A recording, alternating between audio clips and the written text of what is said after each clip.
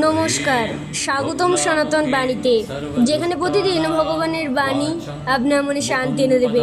এই বাণীটি আজ তোমাদের উদ্দেশ্যে ভগবান ঈশ্বর করেছেন। যদি কষ্ট থাকে এটা শোনো, স্কিপ করার আগে 10 সেকেন্ড শুনে যাও। ভগবান তোমাকে এই কথাগুলো বলতে চান। দশমহাবিদ্যার অন্যতম রূপ মা বগলামুখী, তার কিছু সুরক্ষিত ও সুন্দর বাণী শোনো। মা বগলামুখীর বাণী।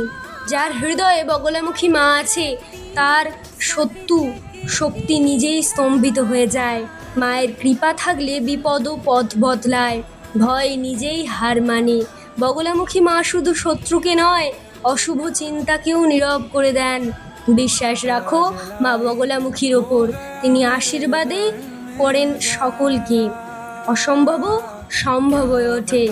যেখানে মায়ের নাম উচ্চারিত হয়, সেখানেই অশুভ শক্তি টিকে থাকতে পারে না। মায়ের চরণে ভরসা রাখো, সব বাধা নিজে থেকেই দূর হয়ে যাবে।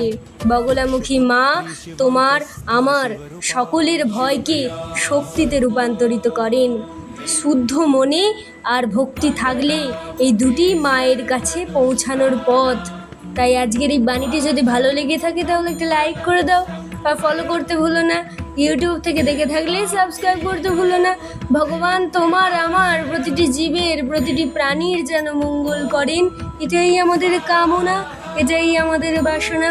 তাই লাস্টে একটাই কথা বলতে চাই, কমেন্টে লিখে যাও, জয় মা বগলামুখীর জয়। হে মা, তুমি আমাদের রক্ষা করো, আমাদের কৃপা করো, এর বেশি কিছুই চাই না।